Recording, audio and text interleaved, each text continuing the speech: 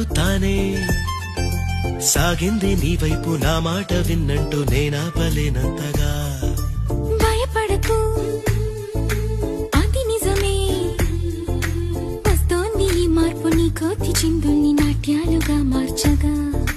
నన్నింతగా మార్చేందుకు నీకెవ్వరిచ్చారు హక్కు?